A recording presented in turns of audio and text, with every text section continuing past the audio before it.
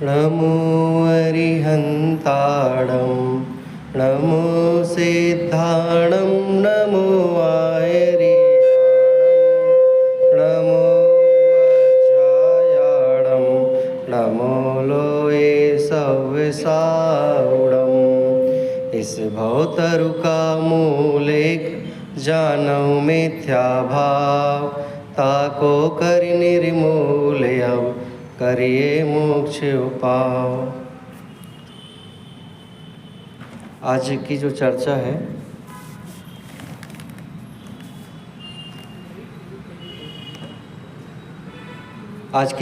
रहेगी अपनी शास्त्रों के कथन करने की पद्धति, समझने की पद्धति। उसमें मैं एक छोटा सा विषय ये भी ऐड करूँगा कि मास्टर थोड़ा सा ज़्यादा किया था मैंने पहले पाठ करते समय, तो आप कम कर दीजिए। तो उसमें मैं एक छोटा सा विषय ऐड करता हूँ कि स्वाध्याय के बिना जीवन कैसा। कथन करने की पद्धति तो कुछ नहीं है जब स्वाध्याय की परंपरा चालू हो जाएगी तो, लेकिन जब स्वाध्याय ही नहीं रहेगा तो उसके बिना क्या। उसके पीछे, स्वाध्याय की कमी के पीछे पता क्या कारण है? एक ही कारण है कि हमारा मोह है, हमारा मिथ्यात्व अनादि का ये हावी होता है और हमें स्वाध्याय करने से दूर कर देता है। उसके पीछे क्या लॉजिक देते हैं वो कि अभी हमें घर देखना है, दुकान चलानी है, टाइम नहीं मिलता है, स्ट्रगल करना पड़ता है, हम जॉब से लेट आते हैं, आदि आदि इतने सारे कारण देते हैं और स्वाध्याय से वंचित हो जाते हैं। बट जिन्होंने स्वाध्याय करना चालू किया 20-25 साल से कर रहे हैं, तो उनका कौन सी दुकान बंद हुई है, खाना पीना बंद हुआ? नहीं हुआ, बल्कि और ज्ञानवान हो गए। वो तो पैसा करने वाले इकट्ठे पीछे ही रह गए, और जिनने पैसा कमाने की जिद छोड़ करके स्वाध्याय चालू किया वो आगे बढ़ गए। उसके पीछे क्या लॉजिक है कि पैसा कमाते कमाते इतना कमा लिया कि उसे भोगने वाला कोई नहीं है। दूसरा, पैसा है लेकिन जिस सुख के लिए हमने पैसा कमाने के लिए सोचा था वैसा सुख नहीं है। और जिस समय पैसे कमाने के लिए सोच रहे थे, अगर उसी समय हम उसके साथ साथ स्वाध्याय भी चालू कर दे तो आज तुम्हारे पास 2 चीज़ें होती, ज्ञान तो होता कम से कम। अरे पैसा इकट्ठा करने के लिए पूरा जीवन लगा दिया, उस पैसे कमाने की जगह पर ये सोचने के लिए जीवन लगाते कि इसको भोगा कैसे जाए, इसका ज्ञान कैसे होवे, तो सबसे बड़े आदमी बनते थे। लेकिन पैसा होने के साथ साथ ज्ञान नहीं है तो पैसा कुछ काम का नहीं है। देखो, ये मोह हमसे ऐसे ऐसे काम करा देता है कि देव शास्त्र गुरु छुड़ाने के लिए मजबूर कर देता है। मिथ्या तो हमारे लिए मोह हावी होता है। आज सुबह बात आ रही थी पंडित जी के प्रवचन में, 66 डे समूह शरण में दिव्य ध्वनि नहीं खेरी, और लोग निरंतर आते रहे तीनों समय, फिर भी एक भी दिन ऐसा विकल्प नहीं आया होगा भगवान अब बोलेंगे, अब इनकी वाणी खिरेगी, अब वाणी खिरेगी। 5 मिनट 10 मिनट भी अगर हमारे सामने कोई माइक बंद हो जाए, डिस्टर्बेंस हो जाए, ये क्या हो रहा है, कैसी व्यवस्था है यहाँ की, हम आकुल व्याकुल हो जाते कि नहीं हो जाते। देखो, जब माँ अपने बच्चे को दवाई खिलाना चाहती है, वो बच्चा ना खाए तो माँ कैसे मनाती है? कैसे भी करके बच्चा दवाई तो खा ले ना। ऐसे ही जिनवाणी माँ है, वो अपने भक्तों पर, अपने बच्चों पर रसास्वादन करने के लिए बहुत अच्छे अच्छे उदाहरण दे करके, कभी प्रथमानी योग रूप में, कभी करणानी योग के रूप में, कभी द्रव्यानी योग, कभी चरणानी योग के रूप में प्रस्तुत करती है कि बस ये रसास्वादन करे एक बार। फिर भी बच्चा नहीं मानता है माँ की बात, नहीं खानी दवाई, जिद करता है, भागता है इधर उधर, नहीं मानता है। तो माँ क्या करती है फिर? मिठाई के बीच में दवाई रख देती है और बच्चे को बोलती है बेटा ले मिठाई खा ले। और बड़े अच्छे से बच्चा माँ के पास आता है और गुलाब जामुन समझ के खा लेता है। माँ किस में खुश है कि मैंने तो दवाई खिला दी, बच्चा किस में खुश है, मैंने मिठाई खा ली। ऐसे ही जिनवाणी माँ हमें रसास्वादन कर रही है उदाहरण के माध्यम से कि तुम उदाहरण प्रथमानुयोग के माध्यम से समझो। लेकिन मुझे क्या समझाना है? तत्व आत्मा की बात समझानी है मुझे। तो हजार पंडित जी लोगों के प्रवचन सुने आपने, हजारों ने अलग अलग विषय भी लिया। बताओ वो विषय अलग अलग थे कि एक ही था? और आप तो कह रहे हमें उन पंडित जी का सुनना अच्छा लगता है, हमें उन पंडित जी का अच्छा लगता है। अरे वो कोई अच्छे नहीं लगते हैं आपको। बस वो माँ के जैसे आपके लिए मिठाई का कोई गुलाब जामुन देता है, कोई छेना का गुलाब जामुन देता है, कोई मोहन थाल देता है, कोई अलग डिश देता है। और आप समझते हो हमें तो अलग अलग डिश बनी। कल बासुंदी बनी थी, आज राइस की खीर बनी थी। टेस्ट तो वही था ना। फ्लेवर चेंज करने से तुम खुश होते हो तो ठीक है, फ्लेवर ही चेंज सही। ऐसे यहाँ पे जिनवाणी अलग अलग प्रकार से कथन करती है, लेकिन बात उसकी सेंस एक ही होती है, वीतरागता। राग प्रकट करके कैसे दिखाती है, वो कहाँ खत्म करती है? वीतरागता पे। आप कोई सा भी पुराण उठा के देखेंगे, चाहे आप हरिवंश पुराण देख लो, पद्म पुराण देख लो, आदिनाथ पुराण देख लो, उसमें ऐसा वर्णन किया है कि आप बोलो कि हमें शास्त्र पढ़ने ही नहीं है। पटरानियों का नख से लेके नाखून, पैर के नाखून से ऊपर सिर के बाल तक का एक एक चीज का वर्णन किया है, अंगांग का। लेकिन आप उस चीज को तो पकड़ते हो, लेकिन जो अंत में दिखाते वो क्यों नहीं पकड़ते हो? वीतरागता।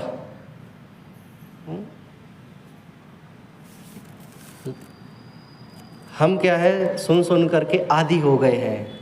हमें जिनवाणी में से भी तुक निकालने आने लग गए हैं, लेकिन वीतरागता निकालने नहीं आती है। देखो एक उदाहरण देकर करके मैं आगे बढ़ता हूँ। 45 मिनट में बहुत सारा बताना है मुझे, शॉर्ट ही करूँगा इसको। पुरूरवा भील का नाम सुना होगा आपने, महावीर भगवान की फर्स्ट पर्याय पुरूरवा भील की। तो 32 भावों में से एक भाव पुरूरवा भील का भी भाव है। एक सागर सेन मुनिराज नगर से बिहार करके जंगल में जाते हैं। मैं बहुत शॉर्ट कर रहा हूँ, आवाज़ क्लियर आ रही है आपको? तो वो जंगल में जाते हैं, वो पुरूरवा भील सोचता है कि मेरा रोज़ धंधा पानी यही है, मांस खाना, काटना पीटना, सबका शिकार करना, आदि आदि। लेकिन हमने आज तक जितने शिकार किए हैं उसमें से ये कोई अलग टाइप का शिकार है। कौन? सागर सेन मुनिराज। न इनके पास कपड़े हैं, न सोना चांदी है, बाकी सब तो एंजॉय करने के लिए आते हैं, कुछ भी करने के लिए आते हैं, समय निकल जाता है और हम अपना काम कर लेते हैं। पता नहीं इनको देख कर के चित्त में अंदर से शिकार करने का भाव क्यों नहीं आ रहा है। वो तो धनुष कमान लेके खड़ा था, मुझे तो आज अपना टारगेट पूरा करना है क्या। लेकिन उसकी पत्नी भी साथ में थी। भील था वो तो, पुरूरवा भील, और उसकी पत्नी भीलन। तो वो पत्नी कहती है, हे पति देव, ये तो कोई साक्षात भगवान लग रहे हैं, ये तो कोई साक्षात देव लग रहे हैं, ये तो कोई हमारे तारणहारे लग रहे हैं, ये तो कोई वन देवता लग रहे हैं। जब होनहार जैसी होनी होती है तो भाव भी वैसे आने लग जाते हैं। पत्नी के कहने पर उसने धनुष कमार जो साधा हुआ था, डट पर था कि मुझे शिकार करना है, वो छोड़ देता है। मोह की बता रहा हूँ मैं, मोह क्या क्या कराता है आप देखना। तो पत्नी के कहने पर उसके भाव बदल गए और नतमस्तक हो गया मुनिराज के सामने। मुनिराज तो उपसर्ग आके जानकर अपनी आत्मा में लीन हो गए। लेकिन जैसे ही वो मुनिराज के सामने पहुंचा, सागर सेन मुनिराज के सामने पुरूरवा भील, और जब आंखें खोलेंगी तो क्या क्या बोलेंगे? मैं तुझे आशीर्वाद नहीं देता हूँ, तू शिकार करने आया था मेरा। अरे नहीं, धर्म वृद्धि अस्तु का कह करके आशीर्वाद दिया।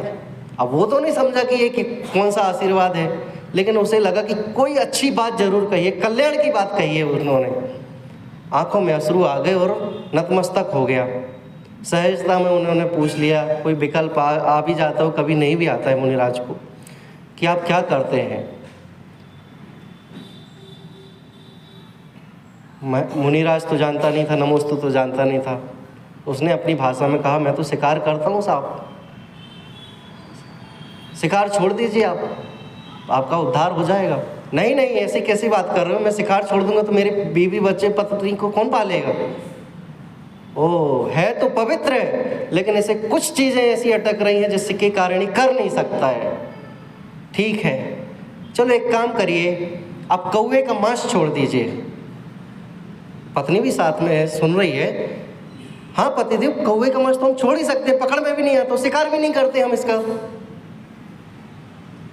ठीक है, नक्की हो गया। ये प्रतिज्ञा लेकर के वो अपने घर पे आ गए। सागर सेन मुनिराज अपने जंगल में विचरण करते हुए, आत्मध्यान करते हुए अपना समय चल रहा था उनका।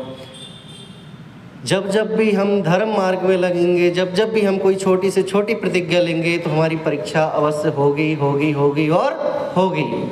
आपने शिखर जी जाते समय ये नियम लिया, हम पूरी वंदना करते समय अन्न जल ग्रहण नहीं करेंगे।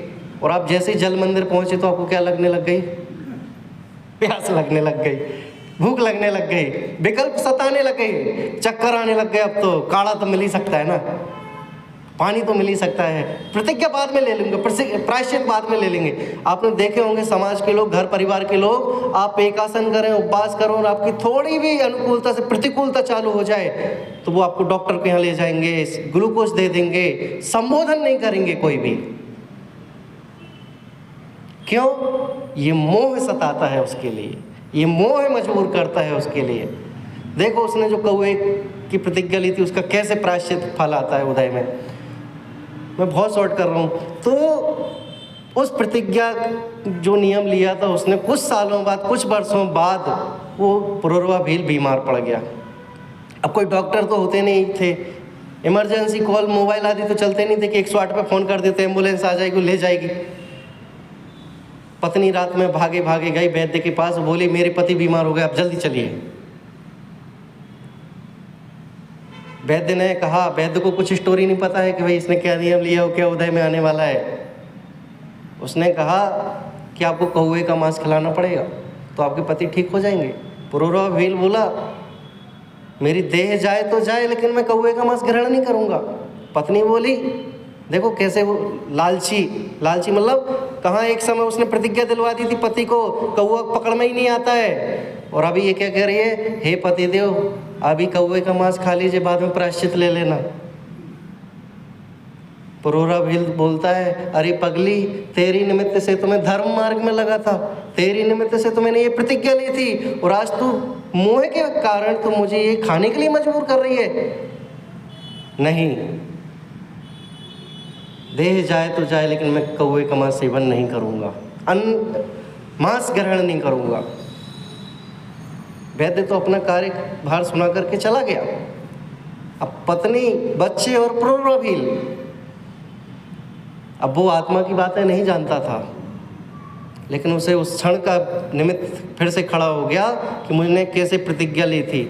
और वहीं जंगल से मुनिराज गुजर रहे थे, तो उस समाधि जीव के लिए फिर से निमित्त बन गया मुनिराज का, और उन्होंने संबोधन किया कि हे भव्य जीव, तूने अनादिकाल से इस जंगल में हजारों जीवों को मारा है, काटा है, तू खुद इस जंगल में जीव बन के आया है, लेकिन तू अपने आप को नहीं पहचाना।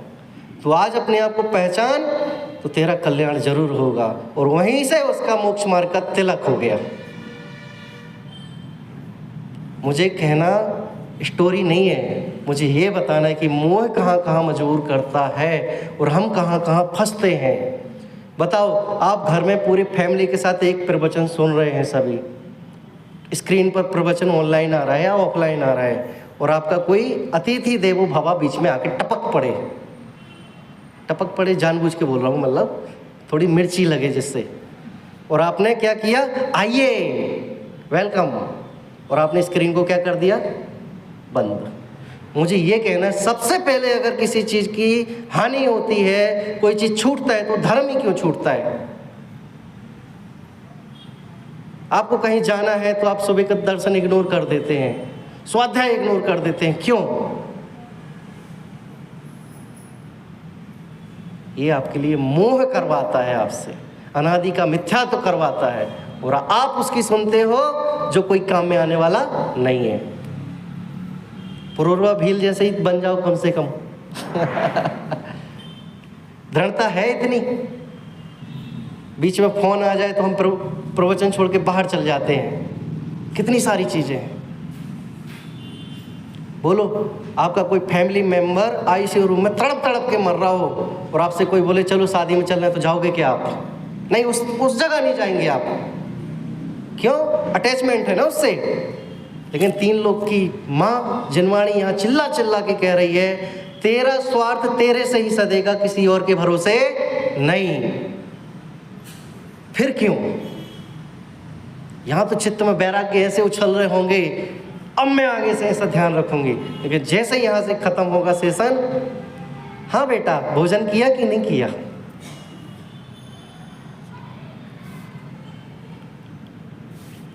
मान्यता में घट रहा और मान्यता में बढ़ रहा, आत्मा में न कुछ घट रहा और आत्मा में न बढ़ रहा। क्या उसमें नहीं है? कुछ चीज़ें मैंने भी लिखी थी तो उसकी लाइन है, क्या मान्यता ही में तो घट रहा और बढ़ रहा है, आत्मा में क्या घटा और बढ़ा है, और हम मान्यता के पीछे ही भाग रहे हैं। बैंक बैलेंस मान्यता में घट रहा है और मान्यता में ही बढ़ रहा है ना, आत्मा में कुछ बढ़ गया क्या? आप बिजनेसमैन हैं भाई साहब, दुकान में बैठते हैं, शोरूम है आपके। अब आजकल कैश पेमेंट नहीं आता है, सब फ़ोन पे करने लग गए हैं। उसने यहाँ से फ़ोन पे किया, यहाँ से बॉक्स में से आवाज़ आ गई, इतने पैसे आ गए। आपको कितनी संतुष्टि मिल गई? हाथ में कुछ छूने नहीं मिला पैसा, लेकिन मान्यता में ये बढ़ गया, हाँ पेमेंट आ गया। मान्यता ही में तो बढ़ा। दिन भर में हजारों ग्राहक कस्टमर आकर के पे करते रहते स्कैनर से, और मान्यता में बढ़ता रहता है और हम खुश हो जाते हैं, आज की सेल इतनी हुई। कभी प्रवचन सुनने में लगता है आज 2 प्रवचन सुन लिए, आज 2 और सुनेंगे? क्यों नहीं लगता है? ये अनादिकाल का मिथ्या तो तुम्हें हावी करता है। कुछ लाइन इसमें से भी पढ़ देता हूँ, नहीं तो आप बोलेंगे क्या पंडित जी। देखो, इस भव तरु का मूल एक जानहु मिथ्या भाव, ताको करि निर्मूल अब करिए मोक्ष पाओ। कि संसार रूपी वृक्ष की जड़ एकमात्र क्या है? मिथ्यात्व है। जब आप आत्मा की बातें करते तो मिथ्या तो हिल जाता है, मोह ढीला पड़ जाता है।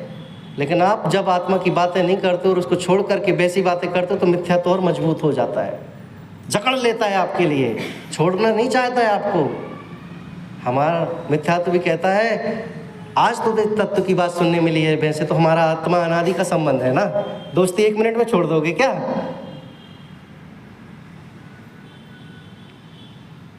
जब हमारा स्वाभिमान जहाँ काम में नहीं आए, वहाँ रहने के भी लिए हमें 1 मिनट भी नहीं रुकना चाहिए। जहाँ हमारा सम्मान ना हो वहाँ 1 मिनट भी नहीं रुकना चाहिए। तो बताओ फिर मिथ्यात्व के साथ क्यों रुके हो भैया आप अनादिकाल से? बड़े पंडित जी से एक प्रश्न किया किसी ने, एक महिला ने, कि पंडित जी हमें धर्म तो बहुत अच्छा लगता है, जिनवाणी की बात भी सुहाती है, बट याद नहीं रहता कुछ भी। हम जब तक प्रवचन में बैठते हैं तब तक ही हमें धर्म अच्छा लगता है, जैसे हम प्रवचन के बाहर निकलते हैं तो विस्मृत हो जाता है। सुनने लायक उत्तर है। क्या सोच सकते हो आप? क्या उत्तर दिया? छोटा मोटा दिया होगा? नहीं। मैं अभी पहले कुछ समय पहले बोल रहा था, जिस बात में आपको मिर्ची लगे और उस चीज़ के निमित्त से आप उसमें लग जाओ, वैसी तर्क कसौटी कसना चाहिए। बड़े पंडित जी ने कहा, भरी शादी में अथवा भरे प्रवचन 10 लक्षण 16 कारण भावना में हजारों लाखों लोग बैठे हैं, समूह शरण जैसा चल रहा है सब कुछ, और भरे प्रवचन में पंडित जी ने आपको खड़े होकर के अच्छी अच्छी गालियां भर भर के दे दी। आप बताओ जिंदगी में कब भूलोगे? बोलो जल्दी। 20 साल बाद भी याद रखोगे कि वो समय था और उन्होंने, पंडित जी आए थे, उन्होंने भरे प्रवचन में खड़ा करके हमें ऐसा ऐसा सुनाया था। अब भूल के बताओ? इसका मतलब आपका मोह तीव्र है, मिथ्या तो तीव्र है। आप नेगेटिविटी को याद रखना चाहते हो, पॉजिटिविटी को नहीं रखना चाहते हो। पंडित जी ऐसी तो हमने कभी सोचा ही नहीं था, हमारे तो ऐसे भाव भी नहीं है। भाव नहीं है तो फिर करो ना धर्म, क्यों नहीं है रुचि जागृत? मिथ्यात्व के कारण। अतः उसको जड़मूल से नष्ट करके ही मोक्ष का उपाय किया जा सकता है। लेकिन कब? जब तुम आत्मा तत्व की बात जानोगे तब।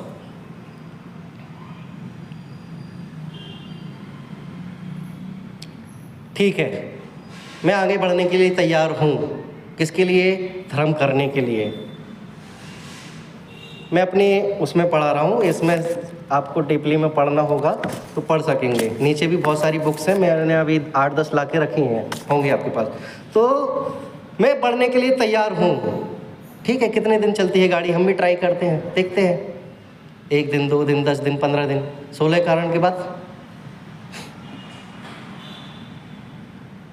जो सिखाया है उसको ही आपको फिर से रिफ्रेश करना है।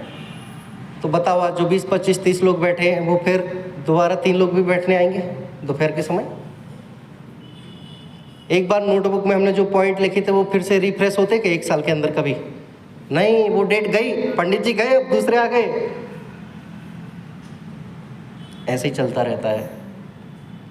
मीठी मीठी बातें बहुत अच्छी लगती है ना। एनीवे, तो ये जीप खड़ा हो गया तत्पर कि मैं अब धर्म करूँगा, मुझे मिथ्यात्व के साथ नहीं खेलना, मुझे दोस्ती नहीं करनी, फ्रेंडशिप नहीं करनी। अनादिकाल से थी, अब तक नहीं, अब नहीं करनी आगे। फिर क्या करें? तो फिर जिनवाणी के पास गया। जिनवाणी उठा के एक एक देखी, ये देखी, ये देखी, समयसार देखा, सब पूरे ग्रंथ देखे। कठिन है, कठिन है, कठिन है, नियमसार कठिन है, अष्टपाउल कठिन है, समयसार कठिन है। हाँ, ये कहानी की किताब बहुत अच्छी है। किसके पास पहुंच गया वो? प्रथमानियोग के पास। प्रथमानियोग के पास गया, कहानी बहुत अच्छी लगी। वाह, कितने सारे, कितना बड़ा वैभव है, 6 खंड का अधिपति, 96,000 रानियाँ, कितने घोड़े हाथी, 365 दिन के 365 रसोई एक दिन के लिए, बाकी दिन दूसरी तैयारी। काश मैं भी चक्रवर्ती होता। नहीं, उस चक्रवर्ती से पूछो कि तुम कितने सुखी हो। जब वो चक्रवर्ती बना था, वो जिस अभिमान के साथ उस पांडुक शिला पर लिखने के लिए, नाम लिखने के लिए गया था ना, जिस अभिमान के साथ गया तो उसके लिखने के बाद भी निराश होकर लौटा था। क्यों? हजारों लाखों चक्रवर्तियों के नाम लिखे हुए थे, खुद का नाम लिखने के लिए दूसरे का मिटाना पड़ा था उसके लिए। किस अभिमान में जी रहे हैं आप? मिथ्या तो ढीला पड़ने लग गया सुनते सुनते, तत्व की बात रुचने लग गई। फिर वैराग्य उमड़ने लग गया। धीरे धीरे और पढ़ने लग गए, ये कथाएं, वो कथाएं, सब पढ़ा। फिर पूछने की पहले जिसको धर्म नहीं करना होता है, पंडित जी कौन सा ग्रंथ पढ़ें, कहाँ से धर्म करें, कहाँ से शुरू करें? एक बार रुचि जागृत हो जाती तो पूछना नहीं पड़ता है। माइंडसेट नहीं है तो कुछ भी पढ़ा दो, नहीं पढ़ सकता वो। बच्चे सुनते नहीं, धर्म करने के लिए वो लोग, प्रवचन सुनने के लिए वो लोग आते नहीं हैं। ये तुम्हारे मोह ने तो उसे बिगाड़ के रखा है, कहाँ से सुनेगा? हजारों कोचिंग लगा करके तुमने उसे मंदिर से तो दूर कर दिया। प्रथमानियोग की पद्धति का एक रूल्स है, वो धर्म मार्ग में लगाने के लिए आपको बड़ा चढ़ा करके बात करेगा। मंदिर दूर लगे तो नरक पास में समझना। सुना है कोट आपने? 1 गिलास पानी में से आधा गिलास पी लिया और आधा गिलास फेंक दिया तो सम्यक दर्शन नहीं होगा। सुना है ऐसा कोट? मूंगफली छीन के आता है तो आपको सम्यक दर्शन हो जाएगा। सुना है आपने? तो बोलो, हमें मूंगफली छील के आती है, हम पूरा गिलास पानी पी लेते हैं, हम मंदिर भी जाते हैं, तो बोलो हमें सम्यक दर्शन हुआ कि नहीं हुआ? कथन करने की पद्धति है, बड़ा चढ़ा करके बात करेगा प्रथमानियोग। क्यों? धर्म मार्ग में लगाना है ना, इसलिए। फिर धीरे धीरे जैसे आप धर्म में बढ़ोगे तो कहने में आएगा ये कथन करने की पद्धति है, समझने की अलग है, समझाने की अलग है। माँ को बच्चे के लिए दवाई खिलानी थी, इसलिए मिठाई का सहारा लिया। माँ थोड़ी मिठाई खिलाना चाहती थी,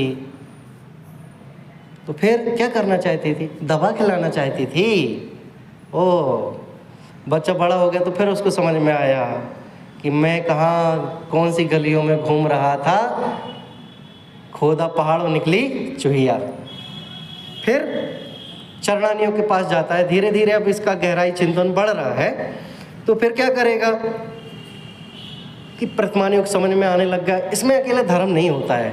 मैं रात में भी खाता हूँ, अनछना पानी भी पीता हूँ, क्या क्या करता हूँ, कंदमूल भी खाता हूँ। चरणानियों के पास गया।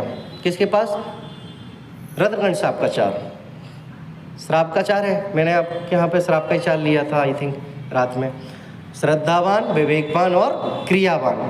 तो क्या क्या सोचता है कि मैं इन चीज़ों में भी दोष है, घास पे चलने से दोष है, हाँ अनछनी पानी में साइंटिस्ट ने इतना, एक जीव में 36,450।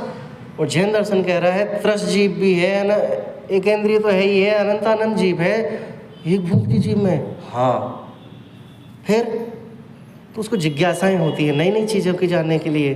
खाली टंकी में थैली फंसा देने से नहीं होता है पानी छानना।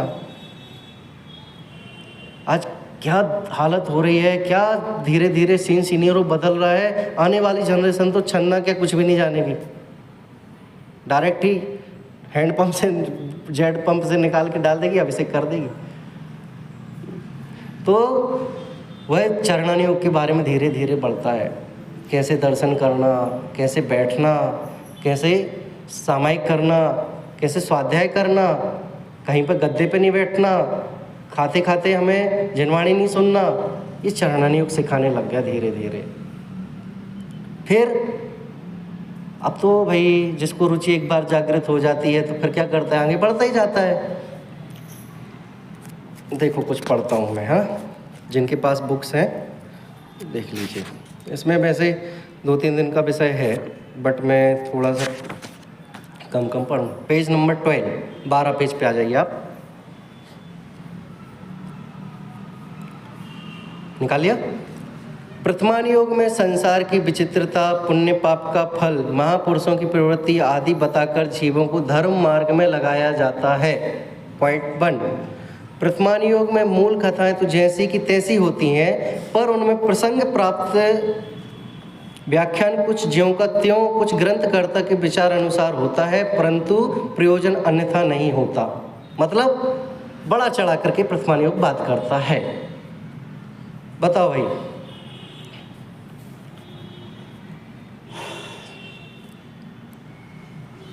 बहुत सारी चीज़ें हैं बताने के लिए। मैंने जैसे अभी 2-3 उदाहरण दिए सम्यक दर्शन वाले। अभी 2000 साल पहले रणमुकार मंत्र लिपिबद्ध हुआ। सुनना ध्यान से, सोचना, विचारना। अनंतमति उसके पहले की है कि बाद की है? चंदन वाला 2000 वर्ष पहले की है कि बाद की है? उसके पहले की है, महावीर भगवान के समय की। उसके बाद ही सठखंडागम लिखा गया है, बहुत बाद, वर्षों बाद, राइट। अब बताओ, चंदन वाला वेश्या के बाजार में बिक रही है, याद आया ये दृश्य? सेठ जी निकल रहे हैं और उन्होंने कैसे पहचान की कि ये जैन लड़की है? क्या बोल रही थी वो? रणमुकार मंत्र। उसके पहले तो लिखा ही नहीं गया था।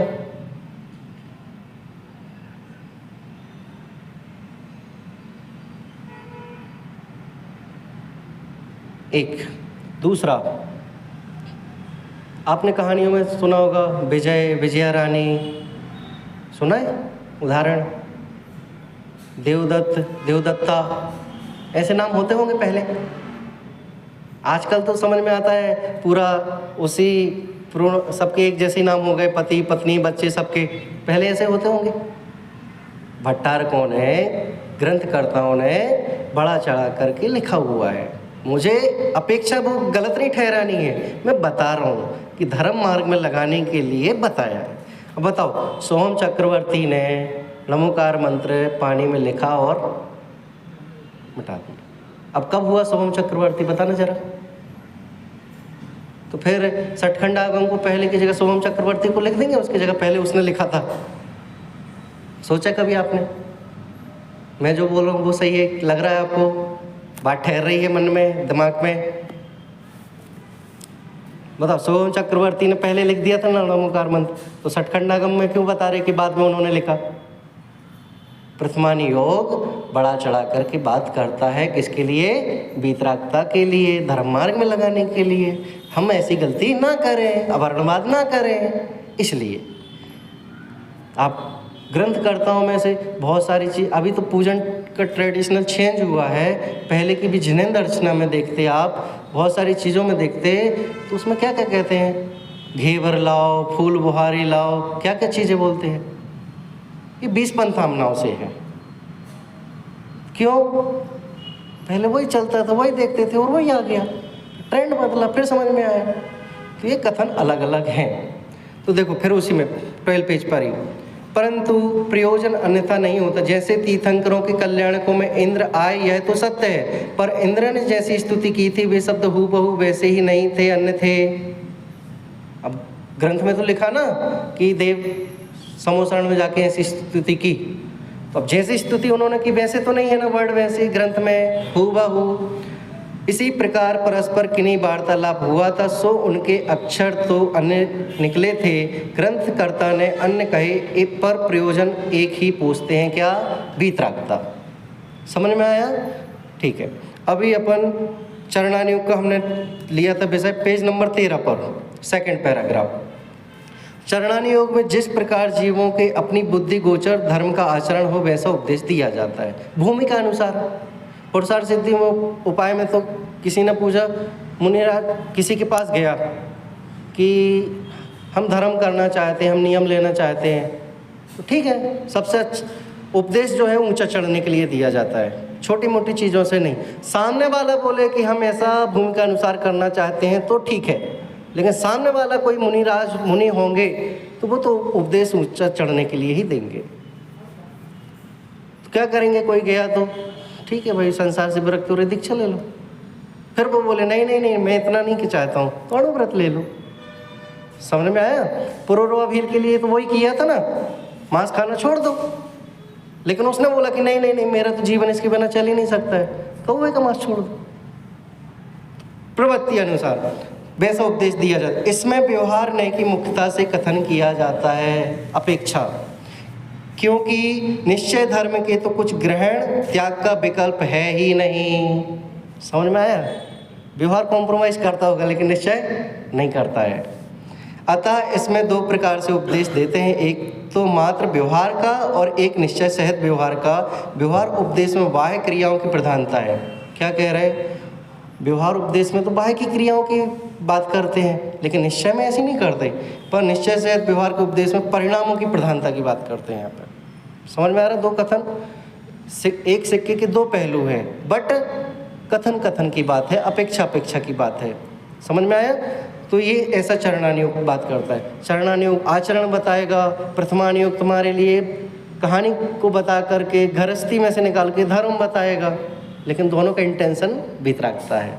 हजारों प्रवचन मैंने बताया भी, किसी भी विद्वान के प्रवचन सुन लो, निखर के आएगी बाद में वीतरागता।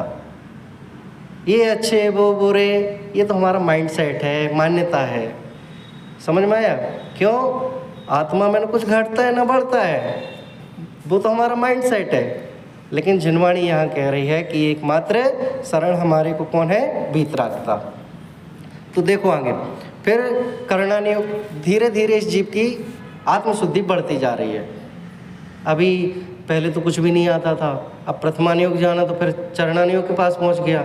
अब किसके पास जाएगा? द्रव्यानुयोग और करणानुयोग बचे हैं।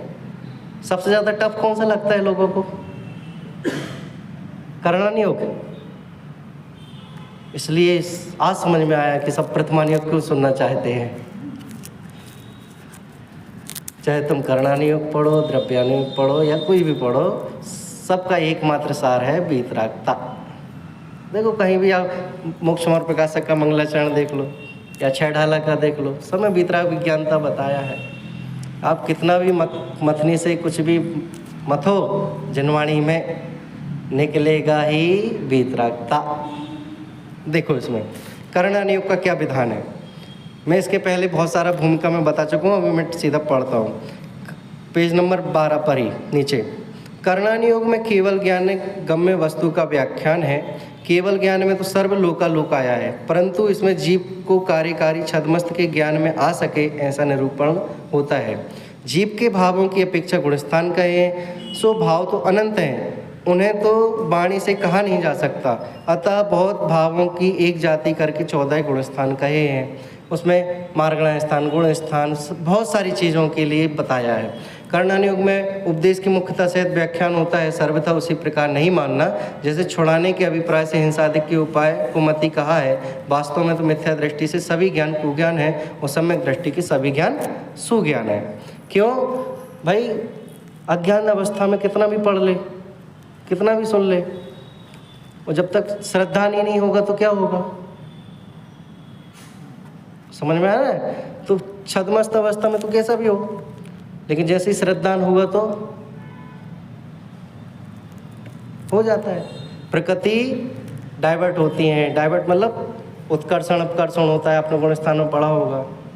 हाँ, कल पंडित जी की प्रवचन में आ रहा था ना कि हमारी पुण्य प्रकृतियाँ पाप रूप हो जाती है, वो पाप रूप कभी पुण्य रूप में हो जाती है।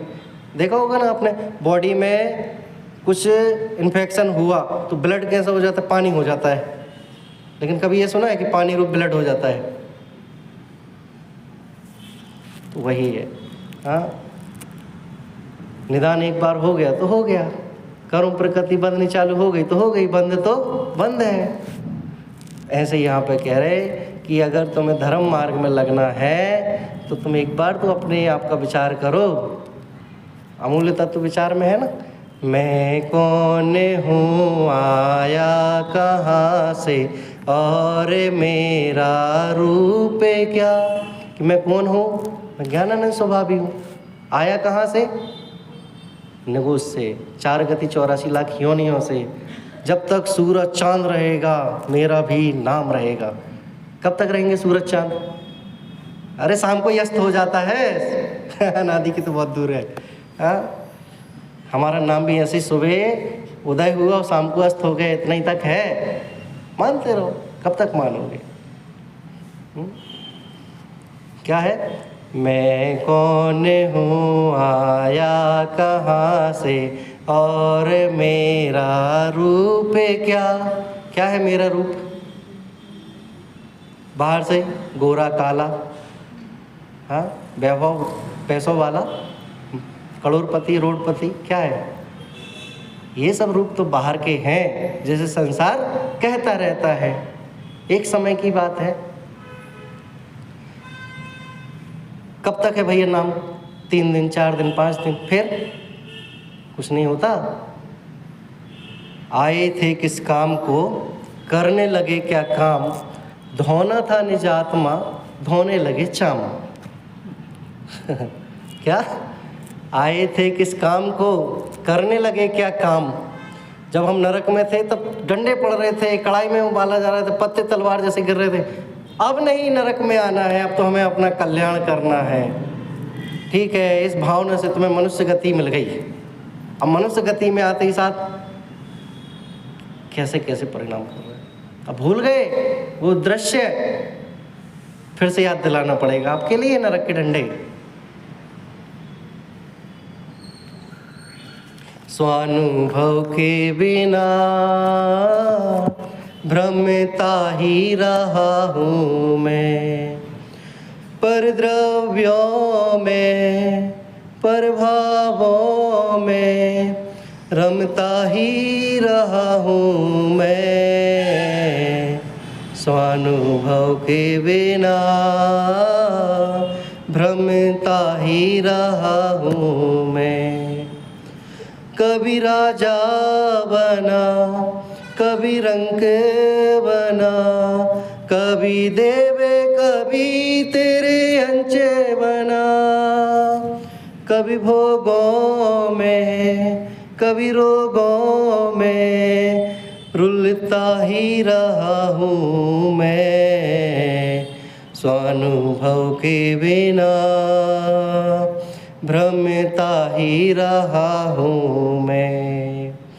कभी पुण्य किया कभी पापे किया, कभी पूजा करी कभी पाठ किया, कभी तीर्थ में कभी मंदिर में फिरता ही रहा हूँ मैं, स्वानुभव के बिना भ्रमता ही रहा हूँ मैं। निज आत्म को कभी जाना नहीं, परमात्म को पहचाना नहीं, कभी शास्त्रों को कभी सूत्रों को रटता ही रहा हूँ मैं, स्वानुभव के बिना भ्रमता ही रहा हूँ मैं। हाँ, कितना अच्छा लगता है सुन करके।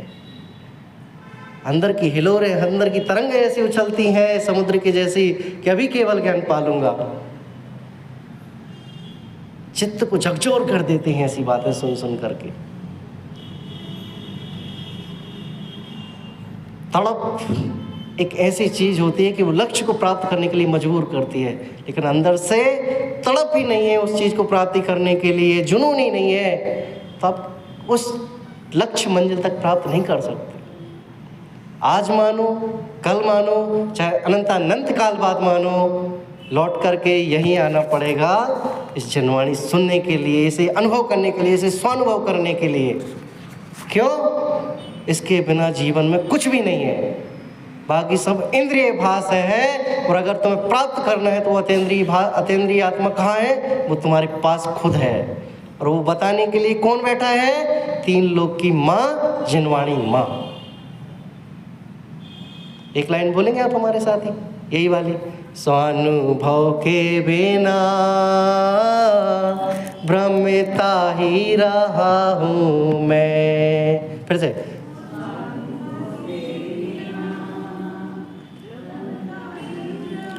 मैं माइक बंद करके बोलूँ क्या? नहीं, आपकी आवाज़ नहीं आ रही इसलिए मैंने कहा स्वानुभव के बिना भ्रमता ही रहा हूँ मैं। बोलिए,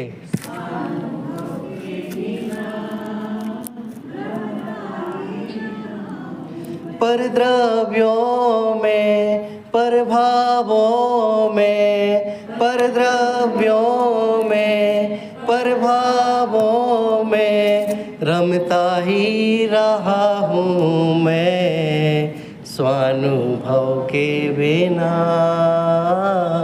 भ्रमता ही रहा हूँ मैं।